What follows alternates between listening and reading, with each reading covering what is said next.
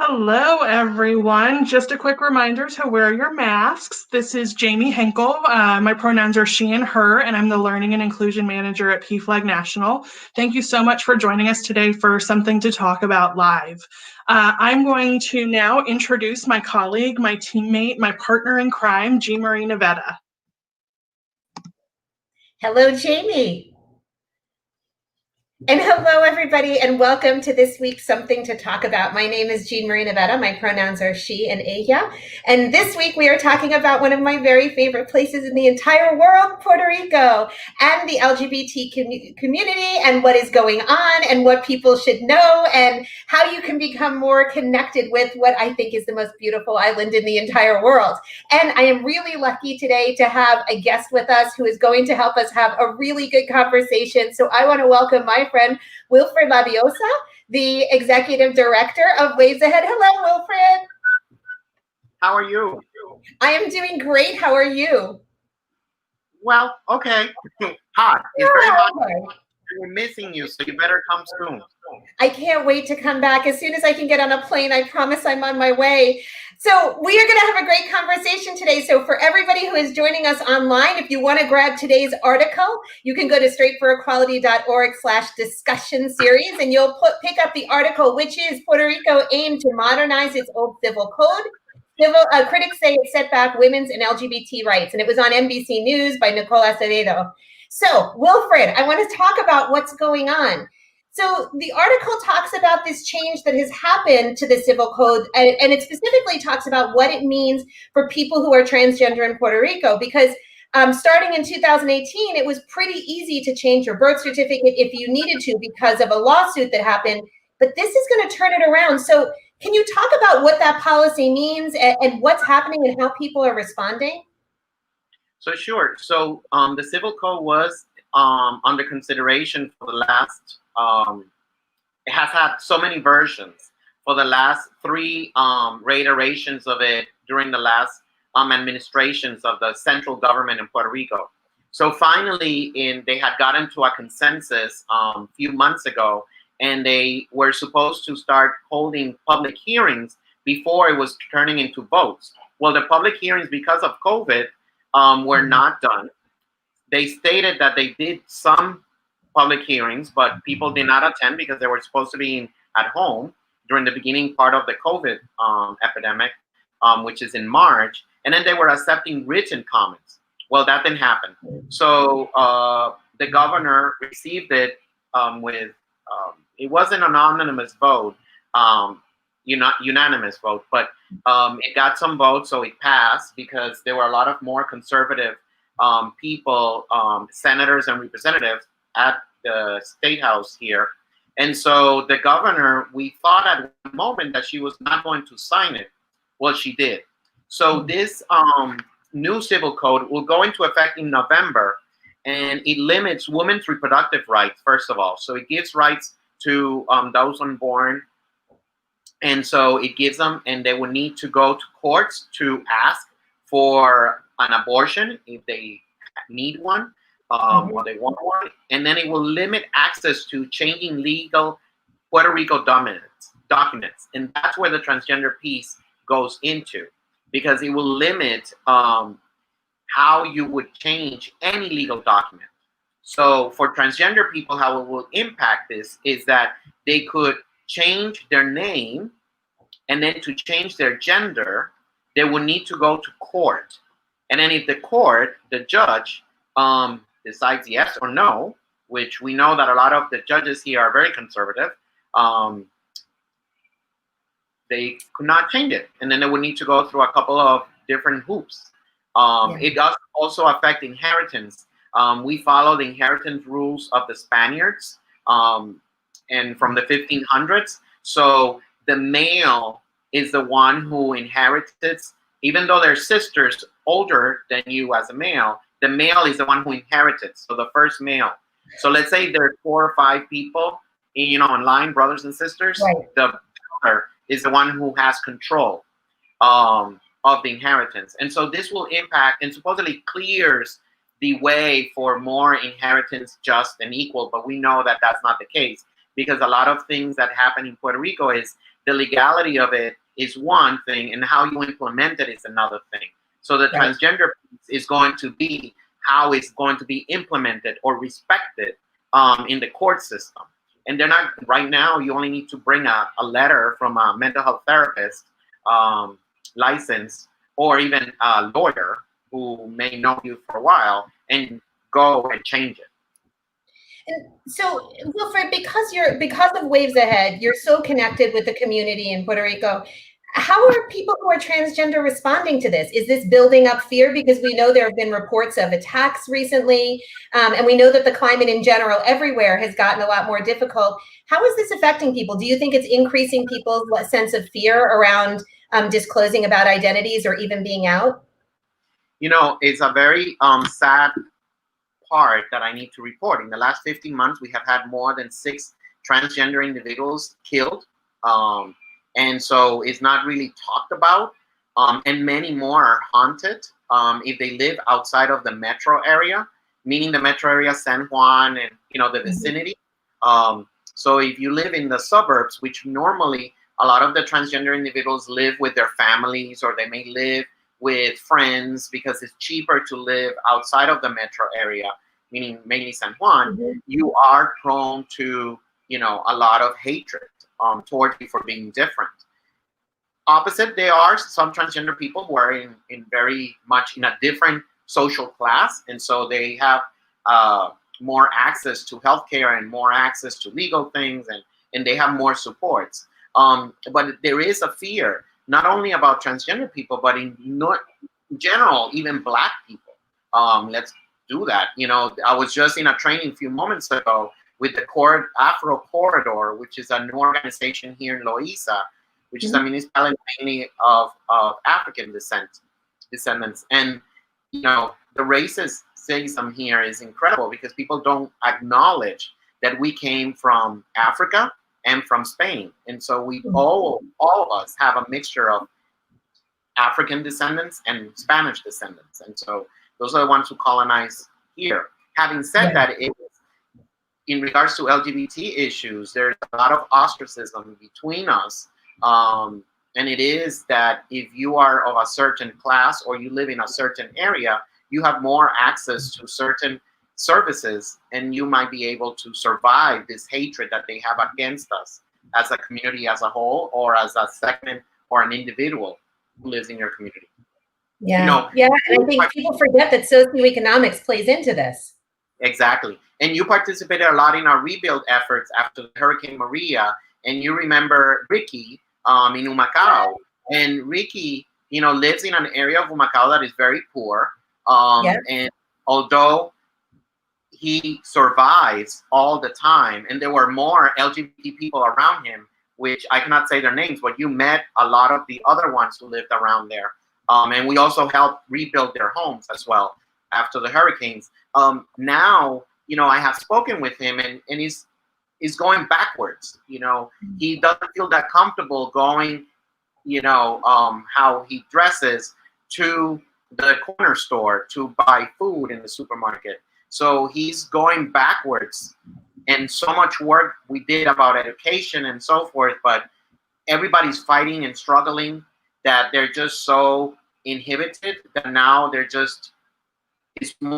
frustrated for so many reasons. And COVID hasn't helped either. No, it's made it much more, everything is closed in. And then this governor signing the civil code supports the mentality of, sexism, homophobia, heterosexism, racism. And people don't understand how, when you see this civil code sign that is going to go into law, how you are really perpetrating the same old homophobic, transphobic way of living. Yep. And all of these things are connected. The sexism, the homophobia, the transphobia, the classism, all of these things are connected. And as we start to take rights away in one piece, everything begins unraveling. And I think people sometimes forget how connected it is. So I want to talk a little bit about some of the good things that are happening in Puerto Rico, because you mentioned when we were down there doing work after Hurricane Maria. So a lot of people suddenly started to learn a little bit more about what was happening in Puerto Rico because of Maria. And Waves Ahead certainly made a lot of progress. So could you tell us a little bit about the good things that are happening? Because you've been doing a lot of work, particularly with LGBTQ elders and rebuilding and especially mental health. So tell us about what's going right, because a lot of that work has really come out of Waves Ahead and the partnership you've had with Sage. Thank you. And with PFLAG, we're very proud of our partnerships that we have with other organizations in the United States. After Maria and after Irma, which was the first hurricane, a few weeks before Maria, the big one, both of them were big, but Maria was bigger. We noticed that nonprofit organizations like ours are the ones who were doing the work. I know there were many more deaths. I remember those days after the hurricane. People called me and they said, they're only saying that only 3 people died. And I said, no, just wait. Because that's statistics. I worked Katrina in New Orleans with my school when I was, living in Massachusetts. I went to New Orleans to work after Katrina. And I knew that the death pattern was going to be as high or higher than Katrina, which was. But nonprofit organizations were the ones that we saw each other in the cars doing the work. And even till today, after last summer's campaign to kick off or kick out the governor, and then we have the new governor, small organizations like ours are the ones who are doing the work. And so after Maria, we haven't stopped rebuilding efforts. And I was ready to close the rebuild efforts of Hurricane Maria, and then we have earthquakes. So the good thing is that we have been able to help after and during the earthquakes, because earthquakes still continue until today. 2 days ago, I felt one in San Juan. It wasn't that big, but we did feel it. We have rebuilding homes, and so we haven't started yet the rebuild efforts for the earthquakes. For the hurricanes, we are in our 20th home. When you came here, we were about 7 or 8 homes, and we have really continued rebuilding efforts thanks to volunteers. So you who are looking at this, consider coming here. We're still rebuilding after the hurricanes, and now we're going to start rebuilding after the earthquakes or during the earthquakes.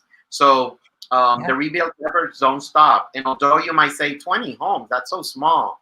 But you know what? We can only do 1 home at a time.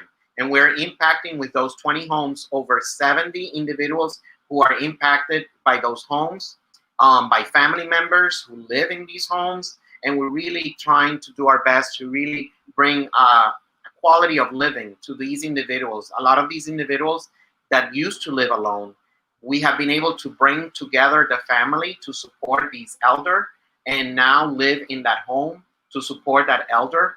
And we try our best to really bring together families that may not have accepted their being LGBT people, and now they do. And that is just so beautiful to see.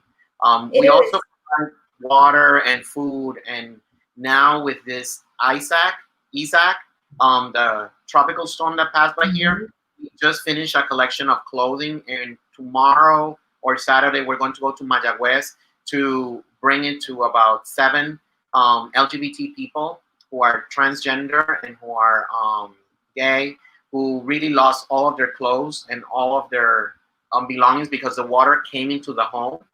So it just soaked everything. And so we're going to take them food vouchers and clothing so they can come back. Their homes was not destroyed, but we sent cleaning crews to help them clean all the water out and the mud. And now they need furniture, they need clothing, they need food to really come back. And we're going to put like sandbags, but they're made of cement to block the water to come back, because we're in hurricane season now.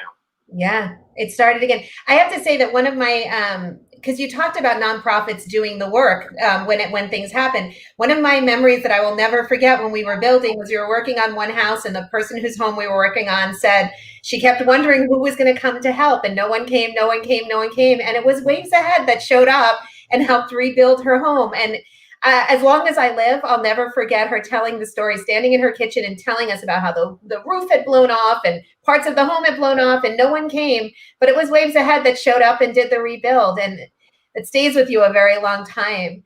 And she was a straight ally. You know, she was a straight ally. She was a community leader that she said, and she didn't even ask for it, but when she was taking us around the community, helping other people, and I said after a second trip, I said, you know what, I never asked her, how is she doing? So my second or third trip to her, you know, she was leading, and I'm like, you know, I'm sorry, let's focus on you first. You know, we're so consumed about helping the other, but not helping yourself. And when she's showing me her home, I'm like, no, we're going to help you too. Oh, but I'm not gay. And I'm like, that's okay. We are part of the community, part of this thread that makes us humans. And we really need to support each other. And for, you know, right now we're building the 20th home. So can you imagine, Jimmy, these people are still living in blue tarps after almost 3 years after the hurricane, 2017. It's hard to think about it. You and I, and maybe some of the people who are viewing us, have a roof over our heads. We're in a different situation. I cannot imagine living under a blue tarp for 3 years. No. And unfortunately, the money that we use to rebuild these homes and to do our work doesn't come from local government, because our local government don't support our LGBT work. Now municipalities have helped with whatever they can. You know, the San Juan municipality gave us our building to develop our first community center for LGBT elders, Cabo Rojo, now Tua Baja, Salinas, but they don't have income to give us to rebuild these homes. What they can do is give us the contact to be able to provide them services and help them rebuild their homes. It's so sad that I thank you from the bottom of my heart, people like you, people from organizations in the United States and UK, New Zealand, Australia, Puerto Ricans, and LGBT people who know about us, who gave us the funds and who continue providing the funds to rebuild homes. And I promise we're going to be back. Somehow we are getting our acts together. And once we're able to all get on planes, we're all getting healthy and we're all coming back to you. But I want to ask you one more question. So there's been a lot of talk about how people of faith in Puerto Rico often are very conservative and not necessarily inclusive. But you have also seen where people of faith have come together to really help the community. Can you talk a little bit about what you're seeing? And then I know we've had some comments and questions. So let's talk about people of faith first and then go to that. No, people of faith, you know, there's like everywhere in the world, there's those who support LGBT people like Open Door and Reaffirming Churches, and those who are not. So we have done a lot of collaboration with Intersections International, which they have the Believe Out Loud program, and we have participated of all of their programming. And they have really adopted us as an organization that really supports that. We have really brought together all the Open Door and Reaffirming Churches of Puerto Rico, and we support them on an ongoing basis. Plus, we have added a spirituality session every Tuesday during this COVID season to really be able to support that part, because we're very religious here in Puerto Rico. We're very spiritual as well. So we not only have added Buddhism and supported Afro-Cuban religion, but we also, the Catholics and Muslims. We have Muslims here in Puerto Rico. So we have really tried to bring together all of these religions and faiths together and support. You're LGBT and you're religious, and we support you because we have to value our diversity. Absolutely, absolutely. And actually, I want to see if Jamie will come back into us, because I know that we've had a couple of questions and we've had some comments, and maybe she can help us with that. Hello again, Jamie. And I have to mention, everybody who's watching, Jamie was part of the PFLAG team that went down to Puerto Rico a few years ago to help with the rebuild. So I'm excited that she's with us today. I was planning to ask about both Waleska and Ricky. So I'm glad I got those updates on how they're doing. And I'm just going food and like my mouth is watering. You know, Ricky's dad passed away though. I do remember that. We got that news. So Okay. thank you for sharing. There was one comment that came in that I wanted to highlight really quickly. It's from Jean Marie and my colleague Diego, our director of advocacy policy and partnership at PFLAG. He just wanted to say hello and how excited he was to see you. I thought that was nice. And there was a question. Come over. There was a question that came in, and somebody was wondering, Wilfred, if you have any sort of specific advice for what PFLAG members all across the U.S. can do to help with the trans advocacy that's happening in Puerto Rico right now, in sort of relation to what you were talking about, those changes to the civil code. Is there any action we should all be taking? So you in the United States who is watching this, you need to register and you need to vote. You need to vote, you need to vote, you need to vote. Because although you cannot vote here in Puerto Rico, what you vote in the United States impacts us 100% in Puerto Rico. Puerto Rico is a colony of the United States. So if you vote, a different precedent, of course, a different type of environment. Here in Puerto Rico, things can change. The civil code, although it's going into place this November, it could be changed next year, rectified and changed immediately. So it doesn't have to survive so many months. And please vote. And if you're in Puerto Rico, register to vote. You have in Puerto Rico until the middle of September to register and vote. Así que vota. You need to register and vote. I cannot repeat it enough. And the other thing you can do is if you have people that know in Puerto Rico that you know, educate them, open up, talk to them and say, I'm an LGBT ally. I'm an LGBT person. You have spoken with me. You have a relationship with me. Please learn about your politicians here locally in Puerto Rico, know about their history and their support or lack of support to LGBT issues, and vote them out. Don't vote them in, vote them out. We need to get educated about our politicians and don't have that dementia, situational dementia or selective dementia that a lot of people are having when it comes to vote. And then they vote the same transphobic person, because I cannot say the other word, person, they need to vote them out and they need to educate them. And if you know people in Puerto Rico, just talk to them and say, hey, who are you voting for? Oh, I don't know. Well, okay, don't tell me, but educate yourself about what is their platform and what is their history about LGBT issues. Yes. And Jamie just floated, for anyone who's watching, all of our PFLAG Votes resources. Those links are now available in the chat. So if you want to get information about registering to vote or helping people register, make sure you are visiting those links. Jamie, do we have any other questions from people? I have not seen any other questions come in through the chat quite yet. So for folks, if you have questions, if you want to talk about something in particular, please feel free to send in a comment, send in your question. But one thing I wanted to ask about, if it's okay, is as we were prepping for today and as we were hanging out waiting to go live, Wilfred, you shared a little bit about a project that you are working in partnership, Waves Ahead is working in partnership with SAGE on having to do with suicide prevention and LGBTQ elders. Could you tell us a little bit more about that?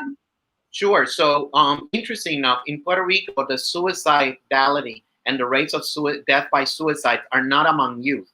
They're among older adults, LGBT and heterosexual older adults. So I have been advocating for doing an educational campaign here since early 2017, even before the hurricanes, because the statistics show us that our older adults who are dying of suicide and are having a lot of suicide attempts. There's a lot of anxiety, a lot of loneliness, a lot of depression, and more if you're LGBT older adults. So thank goodness for the New York City Aging Department, the commissioner, Lorraine Cortez, New York City SAGE, and the CEO of SAGE National, Michael Adams, and partner with us in SAGE Puerto Rico to develop an educational campaign that kicked off during COVID of all times, which is great because people are at home looking at TV, listening to the radio, looking at these platforms. And so we have kicked off Exprésate. And Exprésate is a campaign that is done in New York City, because New York City still has the largest percentage of Puerto Ricans. Second is Orlando, Florida, and third is Chicago. So what we were hoping to do is New York City and Puerto Rico, there's always back and forth travel. So we decided to kick off this educational campaign to educate about the importance of, if you're LGBT and older adults, to seek help, to talk, to express yourself. And we have seen an increase on referrals, self-referrals for help here with us, as well as Sage New York City, and as well as the Hop. And you know, it's very soon to tell, but I hope the campaign continues. And thank goodness for the Wild Geese Foundation. They just supported us. So, Suha, thank you so much for a big hug to you. A belated birthday for her, too. She was her birthday a few days ago. Yesterday, I think, or today. Yeah. Yeah, something like that. So foundations like that are supporting our work and really educating the larger community about the issues that are impacting the LGBT community. And we have had referrals from heterosexual older adults, and we accept them because we want to have them feel comfortable expressing themselves. And we have heterosexual clients, participants of our individual sessions, of our yoga meditation. We have mindfulness. I invite you all to participate of our platform. They're all free because of COVID, they're all Zoom and conference and all of these things, so they're open. I know Lisbeth was supposed to join us today, and she has a session every Tuesday via Facebook Live, Waves Ahead, about spirituality and the LGBT community, and it's in bilingual mode, so Spanish and English. So join the conversation. Absolutely. And I think, you know, being online has allowed us to connect in bigger ways. And I think that's so important. Jamie, do we have any more questions in there? I think we got a couple. Yeah, we did. We might only have time for one more, which would be okay. And somebody was wondering, Wilfred, if you could talk a little bit about how Waves Ahead has sort of centered racial justice and the experiences of Black LGBTQ Puerto Ricans. Thank you for that question. It's interesting enough, we have always added programming that goes and expresses and embraces all of our diversity, including racial disparities and really, not disparities, but our racial diversity. Sorry, Mike. You know, you stop using that much English, and now when you start using English because of Zoom and all these things, you lose it. I speak more Spanish now than I lived for 27 years in Boston. I should know more English. Anyway, I'm sorry for that. Anyway, it's interesting enough, a very quick anecdote. We have the Day of the Dead, which is on November 1st, and we celebrate it. And I celebrated last year at our center in San Juan, and we brought Bombi Plena, which is our typical African descendants dance that we do here in Puerto Rico. Well, our window was cracked with rocks that night and the day after. And I had to replace them because of the racism. They thought that I was pushing an agenda of mine that is to embrace the diverse spiritual aspects that we should respect and need to respect.